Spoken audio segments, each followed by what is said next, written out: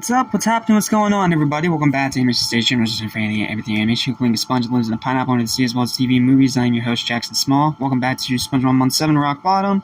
And today we are talking about two good episodes for once. We don't have to deal with garbage, which, that's always a really nice thing. Especially in a season that's this bad.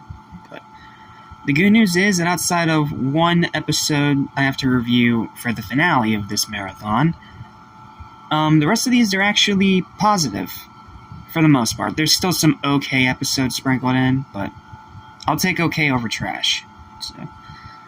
But like I said, today in particular, we have two good episodes. One in particular that is so close to being great that I really wanted to call great, but it just has one too many problems. You ever have one of those episodes that you absolutely love, but you can't justify giving it a super high score because you understand its problems? Well, that's kind of what I had to deal with after I finished reviewing this episode.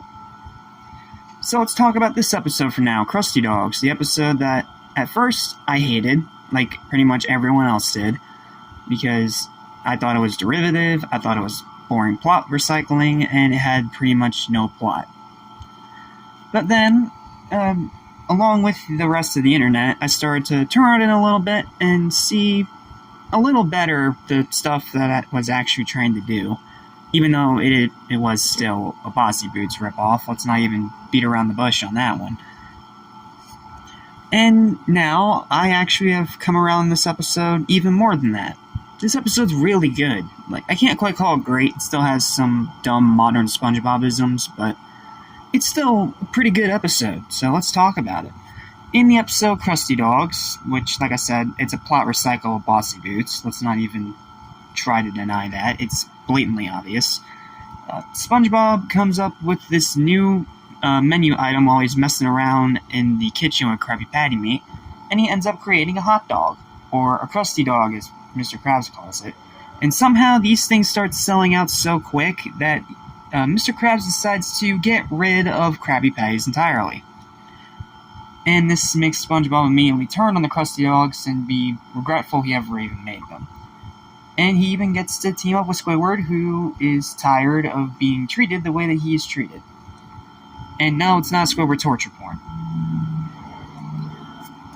And then it all ends the way you expect it to end, with them finding a way to make this new item as unlikable as possible, which then brings the Krabby Patties back, brings everything else back to normal, and that's it. That's the episode. Now, it is simple, yes, but sometimes the best SpongeBob episodes are the most simple.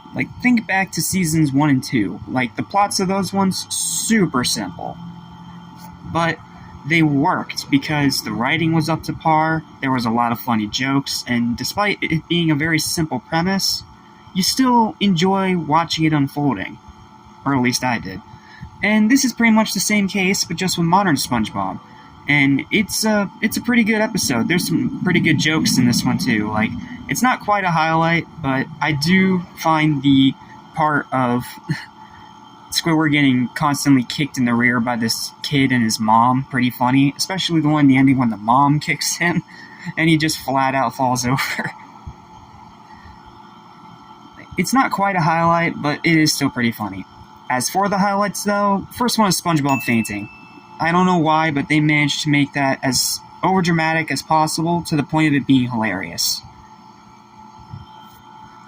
And then the other highlight is when he teams up with Squidward. Those two working together, when it's in a good episode, it pretty much never fails. But yeah, that's pretty much the episode. Yes, it is a recycle of the plot of Bossy Boots, but it's still a pretty solid episode, has some good jokes, some good laughs, and it's a simple, solid story, which, again, is what some of the best SpongeBob episodes are made out of. So fun work for this one is a 7 out of 10. It's pretty good. Definitely check it out if you haven't seen it, and it is a lot better than we all thought initially when it first came out. Alright, now let's move on to the other episode that I love, but I can't quite call great, The Wreck of Mauna. Not even gonna sugarcoat it. I love this episode. this is one that is extremely underrated, not in just Season 7, but in post-movie SpongeBob period.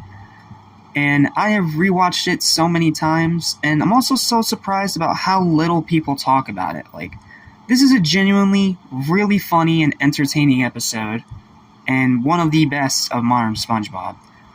But I can't quite call it great as much as I love it, because it has one too many things that just, well, modern SpongeBob-isms, to put it simply. So what's the plot of Wreck-It Mauna? Well, SpongeBob and Patrick are just doing what they usually do, and then all of a sudden they fall into a sinkhole. And at the bottom of this sinkhole, they find a sunken pirate ship in this giant cavern thing. And then they make it into like a hideout of sorts where they play pirate and explore and, do all the stuff you expect them to do. Then Mr. Krabs starts hearing SpongeBob and Patrick talk about the balloons and the gold and stuff that they found there, not to mention the fact that it's a shipwreck. And Krabs tracks them down because Patrick does a terrible job at trying to keep it secret. And unlike some other episodes where it's frustrating how stupid he is, this one, it's genuinely funny, because he keeps coming up with all these different ways to show that he does not understand what the word secret even means. So, Mr. Krabs ends up getting into that same sinkhole with SpongeBob and Patrick and finds the ship, and he goes exploring, only to find out that this ship is not a real sunken treasure ship, that it's actually an amusement park ride that somehow ended up underneath in a cavern. Don't think about it. Stay positive, stay positive, stay positive. So, Krabs being Krabs, he turns it into a very, very unsafe ride to make money off of kids and parents. And that goes about as well as you expect, with the boat getting destroyed, everyone suing Mr. Krabs for public endangerment, the cops actually arresting him for a good reason this time, and SpongeBob and Patrick losing their secret hideout. Only to find another sinkhole not even like 3 or 4 feet away from that one, and they find the real Mauna. And he asks Patrick if he can keep a secret, and he immediately just says no, and the episode just ends. This episode's so funny, like, I don't know how they made it this funny, especially considering the fact that we're in Season 7, but this is a genuinely funny and entertaining episode, and I've always loved it. Even though it did take me a while to actually see it, because, like I said, it was around this time I stopped watching SpongeBob regularly, so I started having to play catch-up when I jumped back in around season, I believe, it was either 9 or 10, somewhere around there. So, highlights for the episode, there are a fair few of them. Well, yeah, there are. There is a fair amount of them. The first one is when SpongeBob and Patrick play pirate. I don't know why that is so amusing, but it's just always fun to see SpongeBob, Patrick, and pretty much any of the Bikini Bottomites role play as pirates. Not to mention it's fitting, since, it is a sunken shipwreck. Like, how can you not play pirates on that thing? And then the second highlight is when Mr. Krabs joins in and he slowly finds out that this is not a real shipwreck. Not only is it paced great, but it's just funny to see his disbelief continue to grow and grow as they keep exploring the ship. Like, that is genuinely funny. And even though it's not a highlight, I do love the ending where Patrick just outright admits he can't keep a secret anymore. Patrick's really good in this episode. And this is a really good episode that I absolutely love, but I can't quite call it great because it does start out really slow. It does the usual modern SpongeBob thing you expect it to do at the beginning and be a little bit dragged out. And then Mr. Krabs has an exposition dump about the Mauna, which is kind of just there. You could cut it out and it wouldn't really make any difference. And the episode's pacing is a bit erratic. Like, sometimes it's perfectly paced, it's not too slow, it's not too fast, but then once Mr. Krabs starts finding things out, then it goes to too fast, and then it goes to too slow, and then it goes to really too slow. But even with all those problems, I still really, really like this episode. And I definitely recommend that if you enjoy episodes like ARG from Season 1, you're going to get a kick out of this one. Final verdict for this episode is a high and well-deserved and just barely under greatness. 7.5 out of 10. This is a really good, very entertaining episode, but it's just too flawed for me to call it great, as much as I want to, because I do love this episode.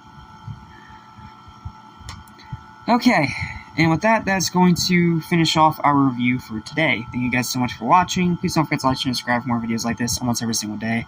And I'll see you guys next time when we continue onward through the home stretch of SpongeBob Month 7 with... That's the wrong page, I'm sorry. I had my notebook flipped over. And we'll see you next time for the decent New Fish in Town and the okay Love That Squid. Until then, thanks for watching, and stay spongy. Lesson I'll soon forget, so listen and you won't regret. Be true to yourself, don't miss your chance, and you won't end up like the fool who ripped his pants.